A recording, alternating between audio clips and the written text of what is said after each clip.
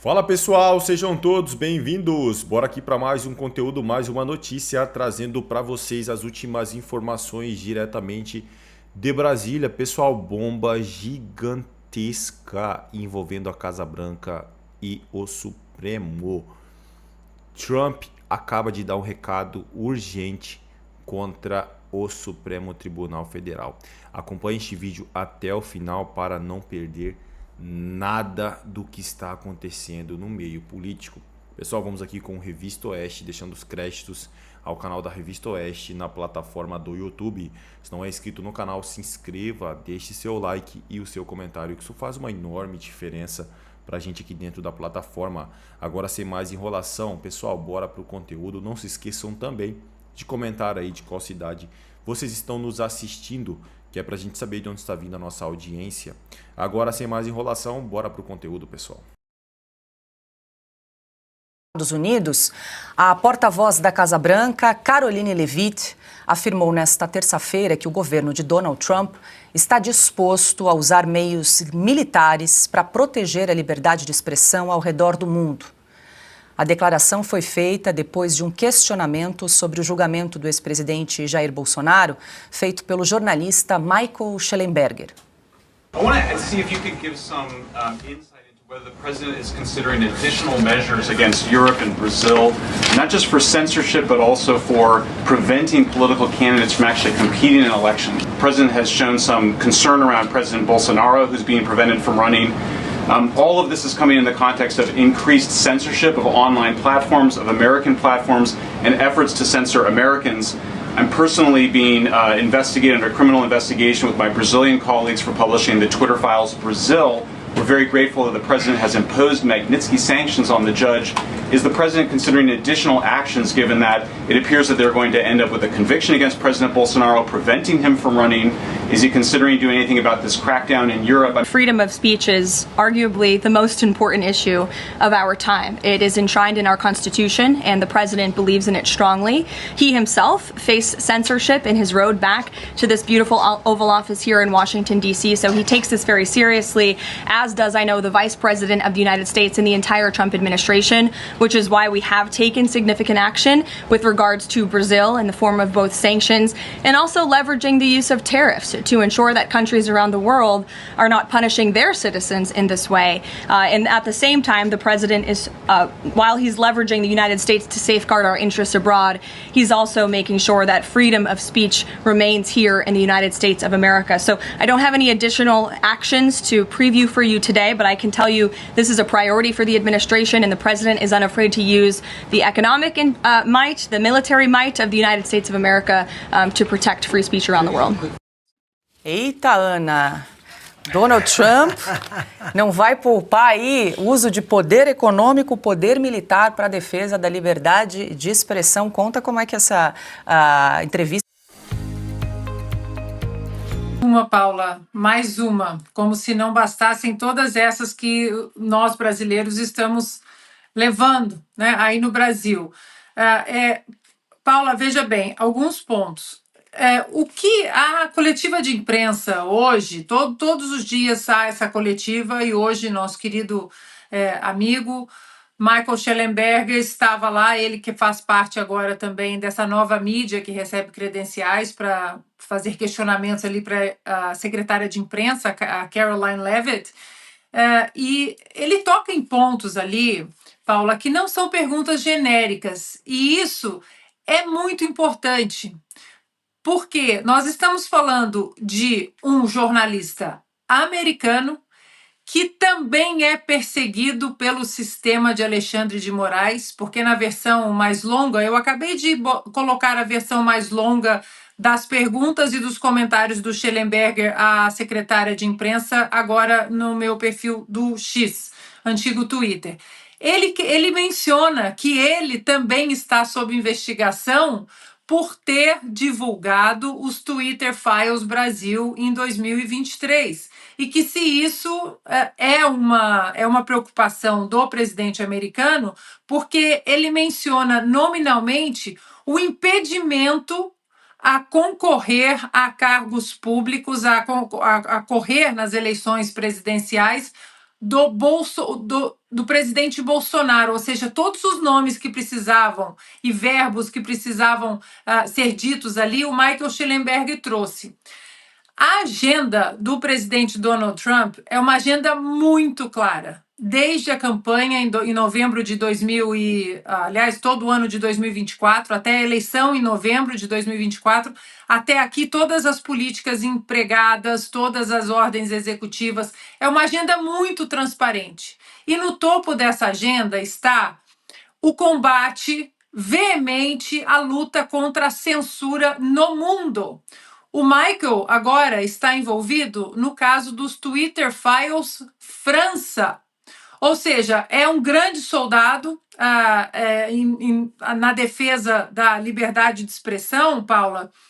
E outro ponto que liga a agenda de Donald Trump ao Brasil, à América do Sul e, de uma certa forma, a essa coletiva, é o combate ao narcotráfico, que está, assim, todos os dias na televisão. O departamento, agora que não chama mais Departamento de Defesa, o Departamento de Guerra, mostra a guerra declarada aos narcotraficantes, ao narcotráfico, a tudo isso. E dentro desse contexto, dessa agenda muito transparente, a administração Donald Trump, como a própria Caroline Leavitt disse, é muito importante o vai e vem de informações livres, que a censura é um grande empecilho à resolução de vários problemas nos Estados Unidos e no mundo. Então, que antes de solucionar vários problemas econômicos, problemas sociais, enfim, políticos, é preciso ter o livre acesso às informações. Aí vem aqueles, né? Mas informação falsa, tem que correr tudo, como a administração do Donald Trump fala, e deixem que o povo decida. Então, Paula, é claro que o presidente Donald Trump não vai usar uma força militar contra o Brasil, mas que já há um aparato militar enorme aí em volta do Brasil, Venezuela, Caribe, né, todos de olho nesse aparato que foi movido exatamente para a luta contra o narcotráfico. É bom algumas pessoas em Brasília ficarem de olhos abertos. Pode ser que um porta-aviões apareça por lá. Ana, eu perguntei como essa pergunta do jornalista do Michael Schellenberger repercutiu por aí, porque aqui já causou reação e a gente compartilha o que escreveu a Gleisi Hoffmann na rede social X. Está aí, então, para quem nos acompanha, o que ela disse. A conspiração da família Bolsonaro contra o Brasil chegou ao cúmulo hoje com a declaração da porta-voz de Donald Trump de que os Estados Unidos podem até usar força militar contra o nosso país. Não bastam as tarifas contra nossas exportações, as sanções ilegais contra ministros do governo, do STF e suas famílias, agora ameaçam invadir o Brasil para livrar Jair Bolsonaro da cadeia. Isso é totalmente inadmissível. E ainda dizem que estão defendendo a liberdade de expressão. Só se for a liberdade de mentir, de coagir a justiça e de tramar golpe de Estado. Estes, sim, os crimes pelos quais Bolsonaro e seus cúmplices estão sendo julgados no devido processo legal. E o filho, traidor da pátria, precisa ser caçado. Tá? Então, Silvia, a declaração da Gleisi Hoffmann, agora há pouco, às 5h48 da tarde, ela se manifestou em relação a essa pergunta do jornalista Michael Schellenberg, que faz um trabalho exemplar em defesa da liberdade de expressão, um dos jornalistas à frente aí do Twitter Files Brasil, como a Ana lembrou agora, Twitter Files Europa, trazendo aí todo esse bastidor envolvendo redes sociais e uma rede de governantes, de certa forma, manipulando as informações com as Big Techs. Enquanto você lia o tweet dela, eu fui pesquisar aqui a idade da Gleisi, que eu não sabia. Ela tem 60 anos, ela é de setembro desse mês de 1965, então eu não sei em que ano a cabeça dela parou, né?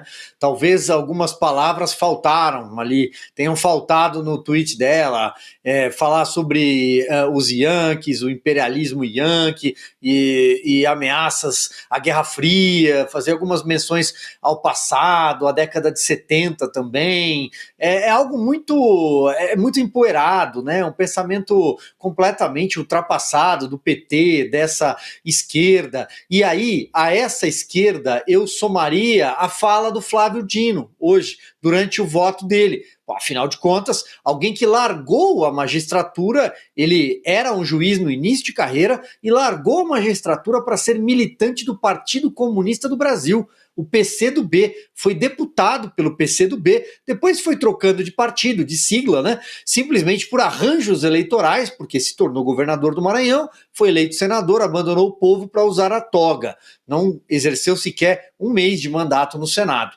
O ponto é que o Flávio Dino também faz menções aos Estados Unidos, e acho que isso conversa um pouco com o comentário da Ana. Ele fala sobre o Mickey, ele tripudia, da lei Magnitsky, ele fala sobre acham que vão intimidar alguém aqui no Brasil, uma corte, com um tweet. Não, não é um tweet.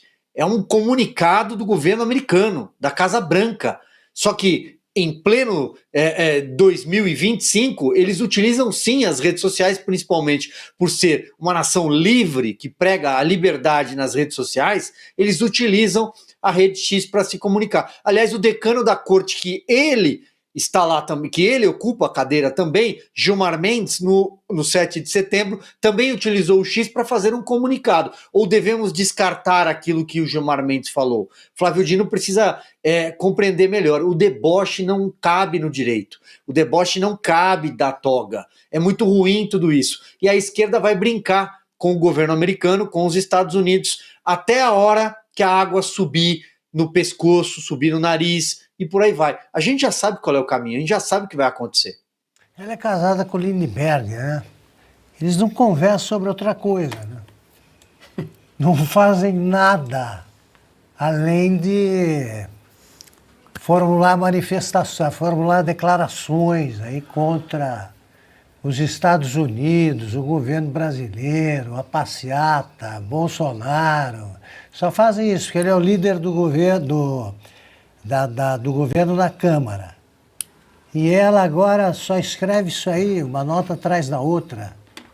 Eles precisam arrumar tempo aí para esfriar um pouco a cabeça, né?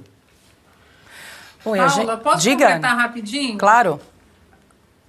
30 segundos. É claro que o trabalho do Eduardo Bolsonaro, o trabalho que ele tem feito e as portas que eles estão abrindo em Washington, é claro que o trabalho do Eduardo é importante.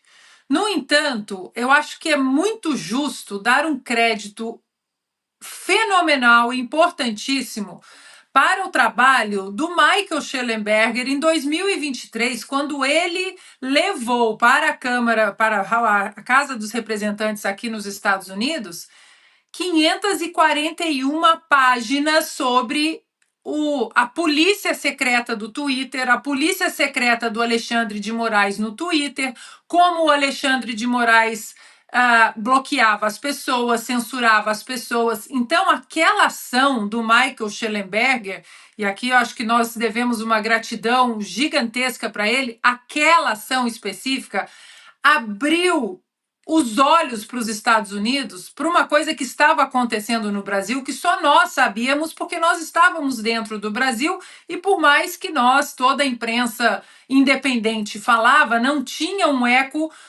da magnitude quando vem de um jornalista americano em solo americano, batendo no Congresso americano ali, batendo a porta e dizendo: olhem o absurdo que está acontecendo no Brasil. Então, eu acho que esse foi um marco fundamental. Acho que foi talvez a primeira semente firme, bastante sólida e forte que caiu nesse solo, né, tão árido no Brasil, mas que acabou germinando porque os americanos pegaram o Twitter Files Brasil e entenderam, e aí vem, né, o grande erro também de Moraes de colocar um jornalista americano por simplesmente fazer jornalismo independente e honesto, ele colocar o Michael Shellenberger nos inquéritos, ou seja, nós temos uma gratidão muito, muito grande com o Michael Shellenberger, e aqui eu deixo ela de maneira pública. É isso aí, pessoal, e vamos aqui para mais uma notícia. A Cartão Internacional de Moraes é bloqueada após sanções dos Estados Unidos. Banco do Brasil aplicou punições contra o ministro do STF em cumprimento da Lei Magnitsky. O Banco do Brasil bloqueou o acesso de cartão de crédito de bandeira americana do ministro do Supremo Tribunal Federal, Alexandre de Moraes, em decorrência das sanções impostas pela Lei Magnitsky, segundo apurou o jornal Valor Econômico. Procurado, o Banco do Brasil não se manifestou sobre o caso. Outras instituições financeiras consultadas afirmaram que, em razão do sigilo bancário, não podem confirmar se Moraes é correntista às bandeiras, embora operem os arranjos de pagamento, não têm acesso direto às informações do portador do cartão restritas ao banco emissor. O assunto repercutia nos bastidores de um evento de São Paulo que reuniu os presidentes dos grandes bancos, Mário Leão, do Santander, Roberto Sallouti, do BTG Pactual, e Milton Maluhy, filho Itaú Unibanco.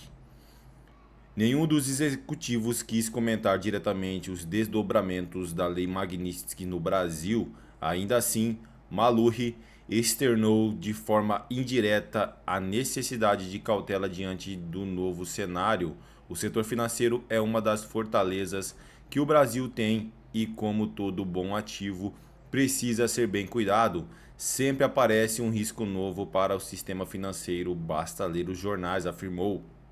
A informação sobre o bloqueio de um cartão internacional de Moraes havia sido publicada inicialmente pela Folha de São Paulo, sem identificar o banco responsável pela medida. Agora a apuração confirma que a decisão partiu do Banco do Brasil. Alexandre de Moraes foi incluído no final de julho na lista de pessoas sancionadas pela Lei Magnitsky, mecanismo que prevê congelamento de ativos e restrições de negócios a estrangeiros acusados de corrupção ou violação de direitos humanos.